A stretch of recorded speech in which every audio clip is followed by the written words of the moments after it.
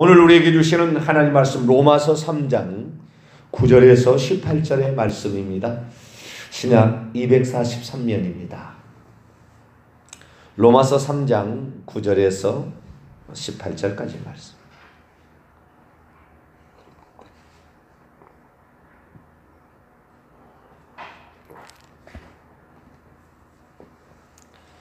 로마서 3장 9절에서 18절까지 말씀입니다. 한 절씩 교독하시도록 합니다.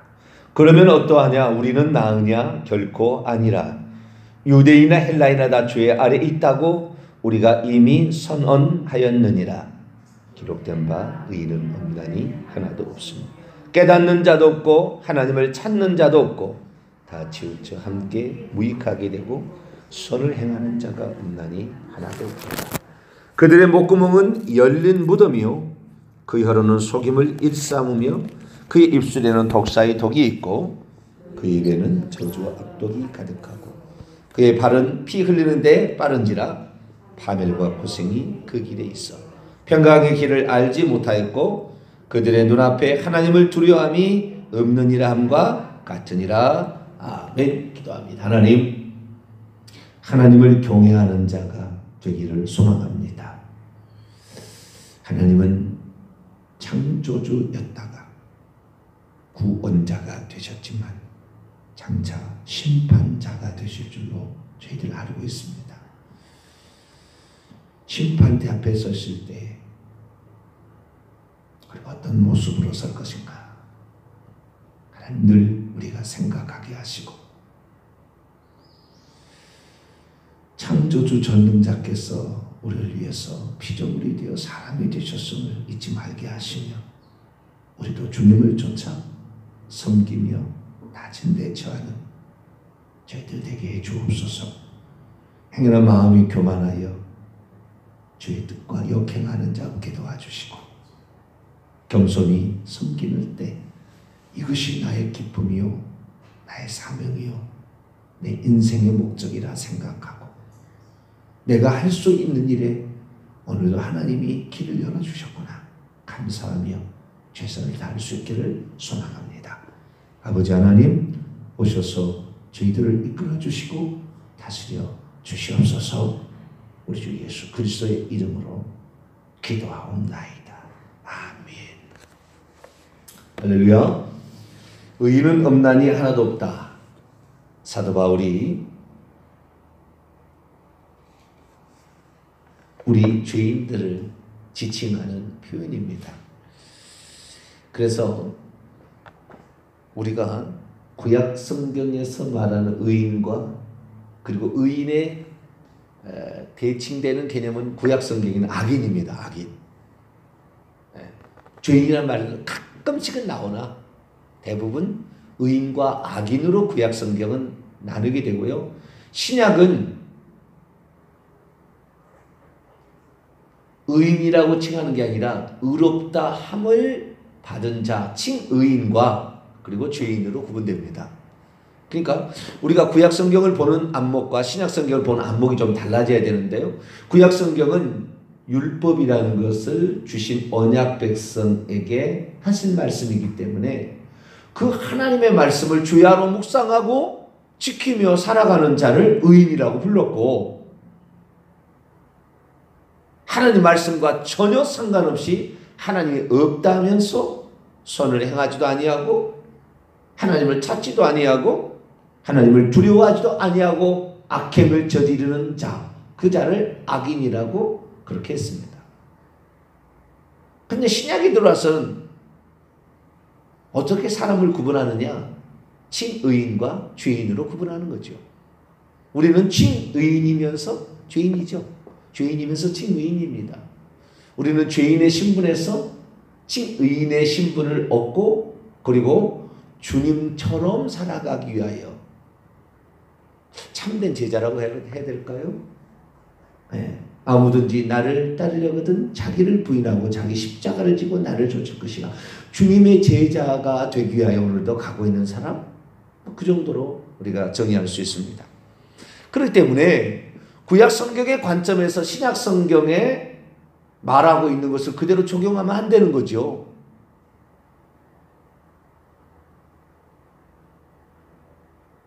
어제 제가 그런 말씀을 드렸죠.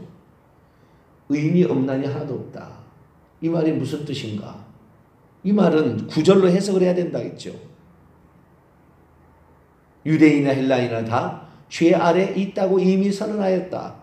의인은 없나니 하나도 없다. 이 말은 모든 사람이 다 죄 아래 놓여 있어서 죄를 지을 수밖에 없는 상태에 있는 인간을 의인이 없다.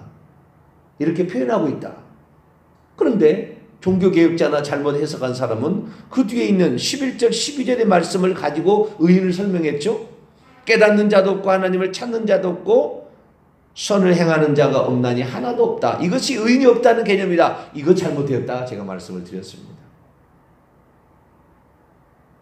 의인이 없나니 하나도 없다라는 이 본문에 대한 각주가 기억이라고 되어 있는데 시편 14편 1절 이하라고 되어 있지만 사실 시편 14편 1절 이하의 1절 말씀이 이 로마서 3장 10절 말씀 의인은 없나니 하나도 없다는 말이 아닙니다.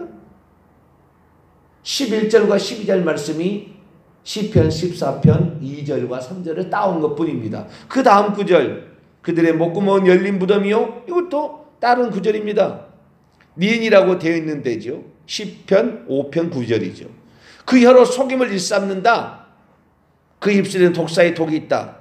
이것은 디귿이라는 각주인데 이것을 보게 되면 시편 104편 3절이라 되어 있다.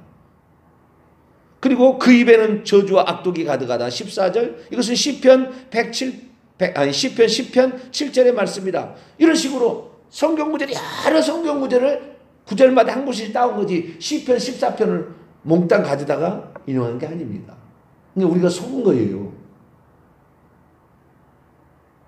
성경 해석자들에게 우리가 속은 거예요. 성경은 그렇게 말하고 있지 않은데 성경 해석자가 그렇게 한 거죠. 그래서 오늘 이 시간에는 의인이 없나니 하나도 없다. 그 의인이라는 개념, 그 의인의 또 반대 개념, 의인이 아닌 자, 이 개념에 대해서 좀 정리를 해볼까 합니다. 먼저 의인은 없나니 하나도 없다.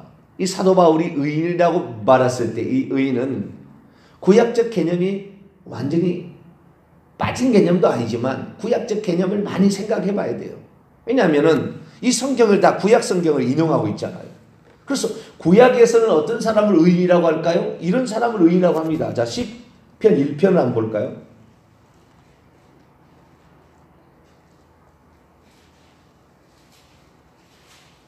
시편 1편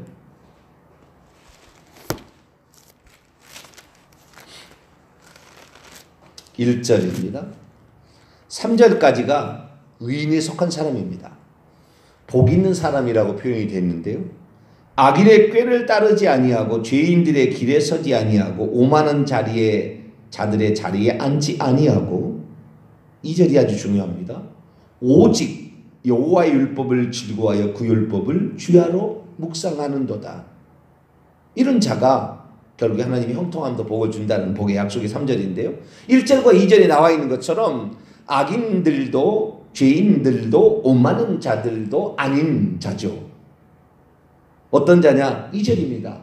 하나님의 말씀을 즐거워하여 그 율법을 주야로 묵상하며 실천해 가는 자, 좌우로 치우치지 아니하고 율법을 따라서 행하는 자, 이런 자를 어떤 자라? 의인이라고 칭하는 것입니다.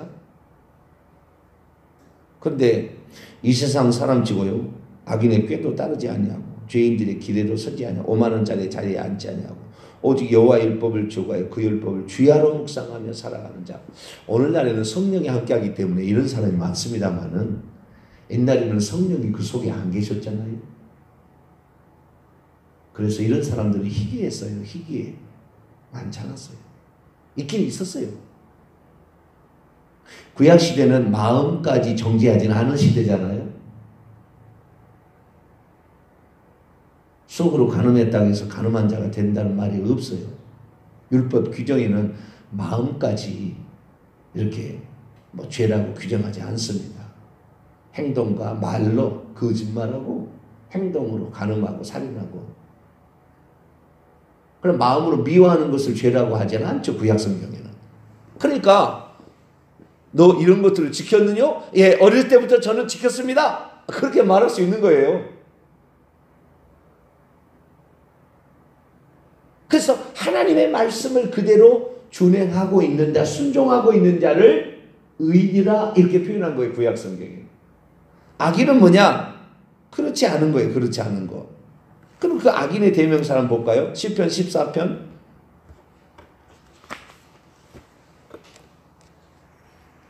시편 14편 1절에서 4절까지 말씀. 어리석은 자로 대변되는 자가 이 악인입니다. 악인. 1절부터 4절까지 한번 읽어볼까요? 시작. 어리석은 자는 그의 마음에 이르기를 하나님이 없다 하는도다. 그들은 부패하고 그 행실이 가증하니 선을 행하는 자가 없도다. 여호와께서 하늘에서 인생을 굽어 살피사 지각이 있어 하나님을 찾는 자가 있는가 보려 하신즉 다 치우쳐 함께 더러운 자가 되고 선을 행하는 자가 없으니 하나도 없도다. 죄악을 행하는 자는 다 무지하냐? 그들이 떡 먹듯이 내 백성을 먹으면서 여호와를 부르지 아니하는도다. 하나님을 부르지도 아니하고 하나님을 찾지도 아니하고 선을 전혀 행하지도 아니하고 하나님이 없다고 하면서 살아가는 사람, 이 사람을 악인이라고 그러는 거죠. 악인.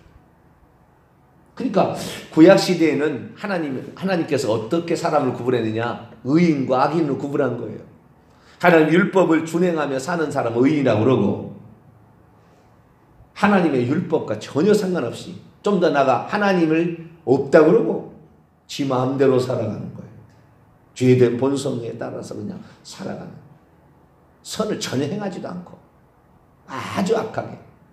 신약의 그 신약이 아니라 구약의 대명사가 이 어리석은 자인데요. 이 어리석은 자의 히브리어를 보면 나발 이렇게 되어 있어요. 나발.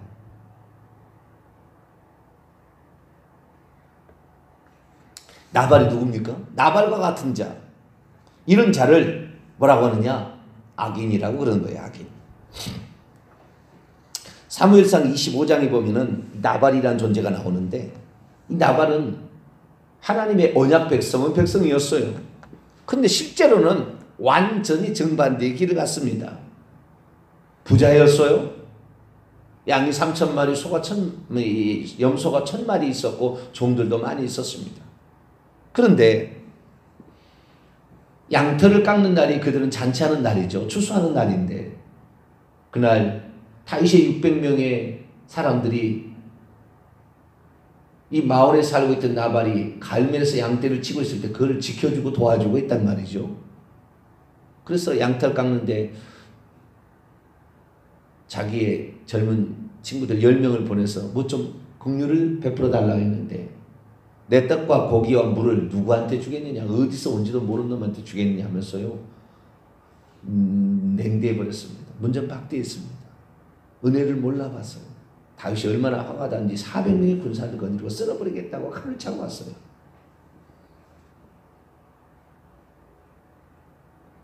다행히 하인 하나가 속히 가서 자기의 주인의 부인에게 아비가일인데 이 친구한테 말합니다. 내 주인이 이렇게 행동해서 죽이려고 옵니다. 지금 빨리. 그래서 이 여인이 고기와 무화과 뭉치 뭐 많은 이런 거 먹을 것을 준비해가지고 약간 실어서 빨리 달려갑니다. 그럼 그 앞에 엎드려 사죄를 합니다. 내 남편은 나발입니다. 어리석은 자입니다. 그 나발이란 말이 어리석었다는 말이에요. 뜻이. 그를 괴념치 마시고, 당신이 왕이 되었을 때 혹시 무죄한 피를 흘려서 당신의 인생이 흠이 되게 한다면 당신은 이스라엘의 지도자가 될 사람인데 피를 묻혀서는 되지 않지 않겠습니까? 이 종을 보시고 이 죄를 너그럽게 용서해달라. 그래서 마음을 풀어주죠. 다윗이 너가 아니었다면 이 집안의 모든 남자가 하루아침에 죽었을 것이다. 그럼 너로 말미암아 살게 되었으니 현숙한 여인이로다. 아비가일이 집에 돌아왔는데요. 남편이 왕과 같은 잔치를 베풀어 놓고 술이 거나하게 취해 있어서 들어 누워 있죠. 다음날 얘기를 했더니 이 남편이 계속 무시했는데 400명의 군사로 자기를 죽이러 왔다고 하니까 얼마나 두려웠는지 마음이 돌같이 부서져가지고 벌벌벌 떨다가 열흘 만에 죽고 말았어요.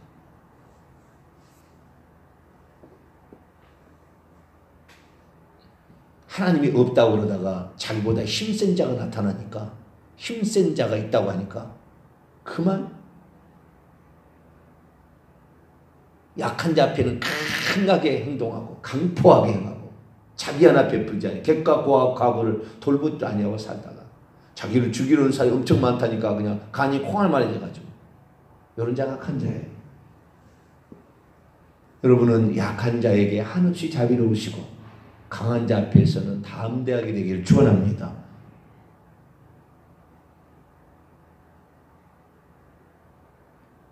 이 악한 자, 그래서 구약 성경에는요 의인과 악인이 딱 구별이 되어 있는 거예요. 그럼 신약에는 뭐냐? 신약에는 그러니까 여기에 의인은 없나니 하나도 없다. 이때 의인은 없나니 왜요? 하나님의 말씀대로 실천하고 사랑하는 자가 없다 이거죠. 죄 안에 다 있다. 죄인이다 그 말이죠. 원뜻은. 그런데 이 시편 14편 2절과 3절을 이용해서 악한 자가 이런 자들이 다 죄인이다 라는 것을 구약 성경을 인용해 가지고 죄인이 이런 자들이다 라고 얘기하려고 하는 거예요. 그러니까 구약 성경을 인용하니까 악인을 인용했는데 모든 사람은 다 악인이다. 의인이 아니니까 악인이다. 이런 말 아니죠. 모든 사람이 의인이 아닌 것은 죄인이다. 그런 말이지. 모든 사람이 악인이라는 말이 아니거든요. 이 세상 사람도요. 질병이 들어서 곧 죽을 것 같으면요. 하나님 찾아요. 스님도 하나님 찾읍디다. 위험한 일이 있으니까 하나님.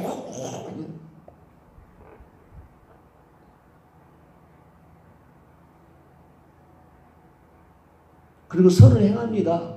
기부도 하고요. 좋은 일을 합니다. 안 하는 게 아니라고요. 그러니까 악인이 아닌 거죠. 죄인인 거지요. 악인도 있습니다. 그 중에. 그러니까 여기에 지금 로마서 3장에 말하고 있는 11절 이하에 말하고 있는 이런 사람들은 구약시대에 악인이라고 지칭된 사람들의 예를 갖다가 쓴 거예요. 다 죄인이다 이거죠. 그런데 모든 사람이 악인이다 그렇게 하면 안 되죠. 나발과 같은 자, 그런 자가 악인인 것이지 모든 사람이 다 그렇게 하나님이 없다고 개무시하고 사는 그런 사람이 없다 이거죠. 그런 사람이 많지 않은 거죠. 온 사람이 그런 건 아니다 이 말입니다.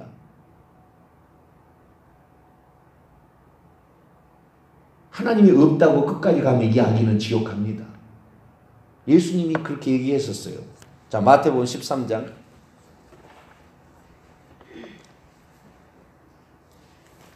천국 비유에 나옵니다.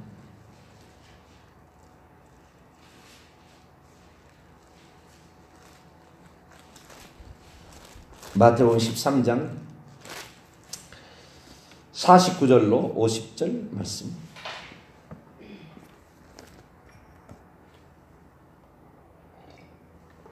(49절로 50절) 말씀 있습니다. 시작. 세상 끝에도 이러하니라. 천사들이 와서 의인 중에서 악인을 갈라내어 풀무불에 던져 넣으리니 거기서 울며 이를 가리라. 풀무불에 던져진다는 건 지옥 간다는 건데요. 의인 중에서 악인을 갈라내는데요.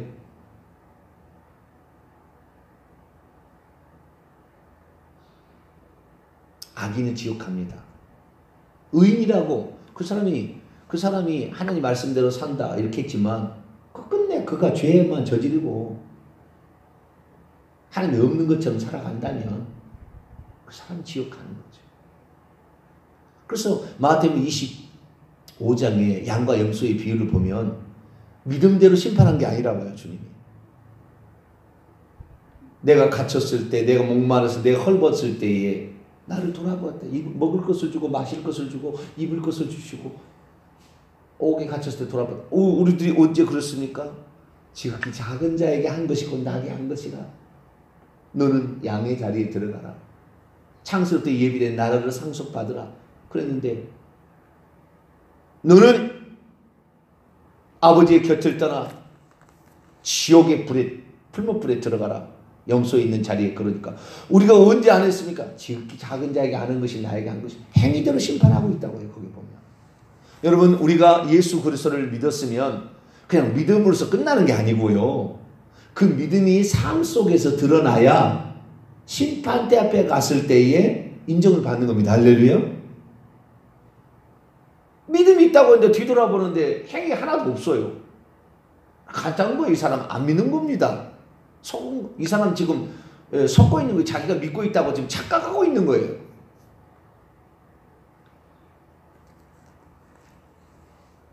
우리의 출발은 어때야 되느냐? 우리의 출발은 칭의인에서 출발해야 돼요.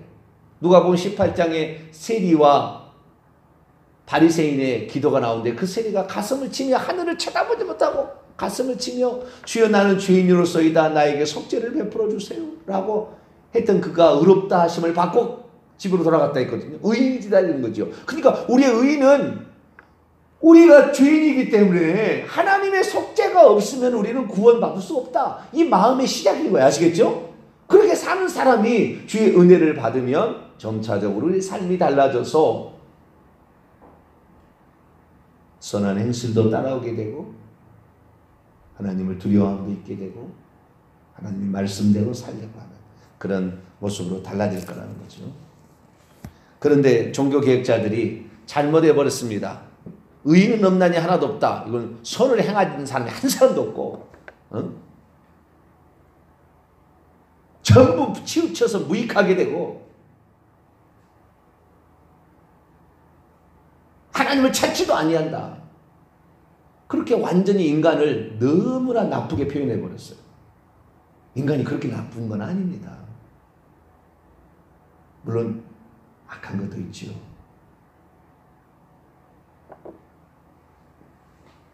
그러나 악으로 점철되어 있지 않아요. 악으로 점철되어 있는 것은 사탄 마귀.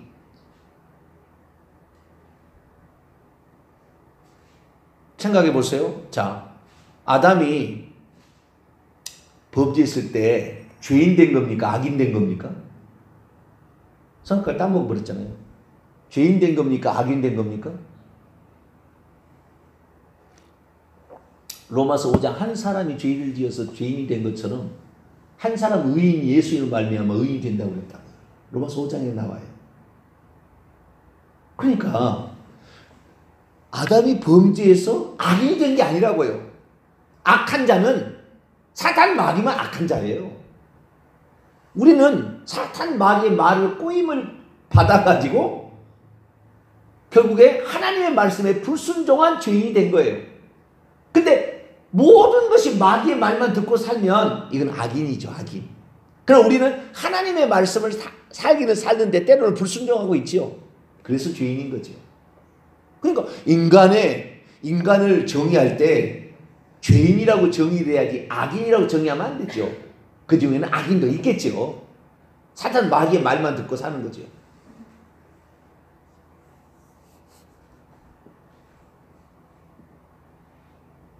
저와 여러분은 예수 그리스도께서 우리 죄인들을 위하여 오셨고 우리는 죄인이지만 주님의 피로 우리의 죄가 용서되는 것 그것을 믿는 죄인입니다. 할렐루야. 그걸 아는 거죠. 그걸 알아야 이 사람이 의인이 되고 의인처럼 살다가 천국에 들어가는 거죠. 회개하고 나죠. 그러니까 가장 복된 사람은 내가 생각할 때요. 자기가 죄인이지 않은 사람이에요. 어떤 사람 보면요. 자기는 의롭대요. 나는 잘못한 거 없는데 다 저것이 잘못한 거래. 다 저거. 응?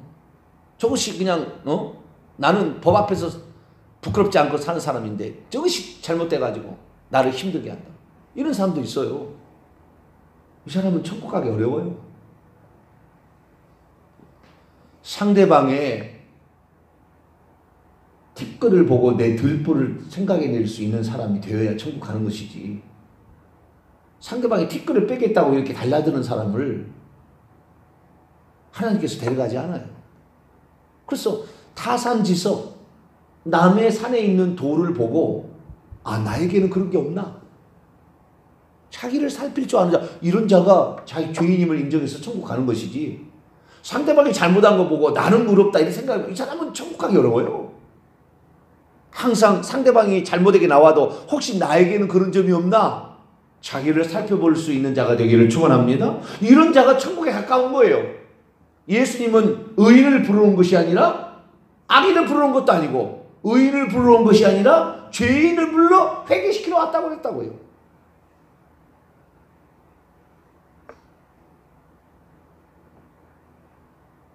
누가복음 5장에 이 베드로도 고기잡이 이적을 통하여 주여 나를 떠나소서 나는 죄인으로소이다 이렇게 했더니 주님이 그를 제자로 삼은 거예요. 왜? 죄인이 아닌 자는 주님이 필요 없거든.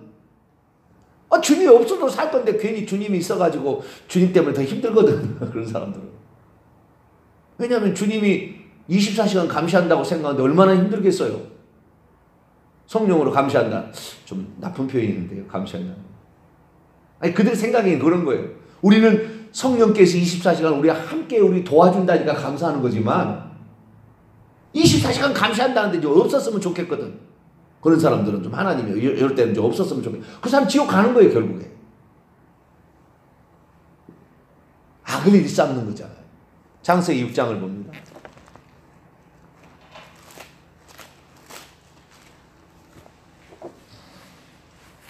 창세기 6장 5절부터 9절까지. 창세기 6장 5절에서 9절 보면 여호와께서 사람의 죄악이 세상에 가득함과 그의 마음으로 생각하는 모든 계획이 항상 악할 뿌심을 보시고 땅 위에 사람 지으셨음을 한탄하사 마음에 근심하고. 여러분 악인을 심판하는 거예요. 아시겠지? 노아의 홍수는 악인을 심판해. 왜? 세상 사람이 다 그렇게 타락해버려. 너무 많이 타락해버렸다는 거예요. 우리나라도 지금 상당히 많이 타락해 갔는데 정치권에서는 벌써요 거짓을 진실로 믿고 이렇게 쫓아가는 사람이 많아요. 지금 우리나라도 걱정스러워요. 땅 위에 사람 지으셨음을 한탄하사 마음에 근심하시고 이르시되 내가 창조한 사람을 내가 지면에서 쓸어버리되 사람으로부터 가축과 기는 것과 공중의 새까지 그리하리니 이는 내가 그것들을 지었음을 한탄함이니라 하시니라. 그러나 노아는 여호와께 은혜를 입었더라. 이것이 노아의 족본이라. 노아는 의인이요 당대요 완전한 자라. 그는 하나님과 동행하였으며. 의인과 악인으로 딱 구별되야 되잖아요. 그죠? 심판하기 전에는 세상 사람이 다 타락해버렸어요. 그러나 노아는 하나님의 말씀에 따라서 살아가는 의인이었다는 거지요.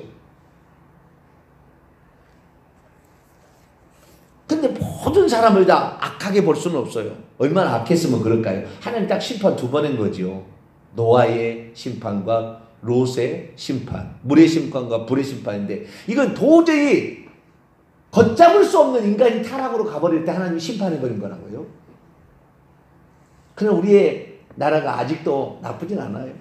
저는 사람이 좀 잘못을 했어도 나중에 자기가 어떤 위치에 올라가게 되면 그것이 결격사유잖아요.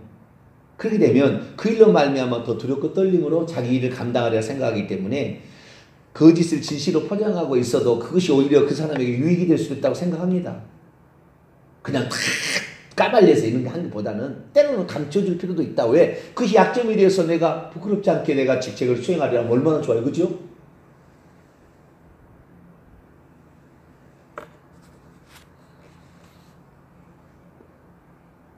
우리가 죄인이라고 생각하니까 하나님 앞에 죽을 때까지 우리는 죄인이라고 생각하니까 하나님 앞에 늘 죄송스럽고 미안하고 죄 뜻대로 살려고 몸부림치는 거지. 내가 의인이라고 딱 정의를 해버리면은 의인이라고 정의하는 거 조금 더 들어가서 나는 만세전에 예정된 구원으로 예정된다고 딱 생각하면 그 다음부터 지 마음대로 사는 거예요. 나는 구원받기로 예정되어 있는데 무슨 소리야 이거 되는 거죠. 착각하지 마세요. 그런 사람 없어요. 한 사람도.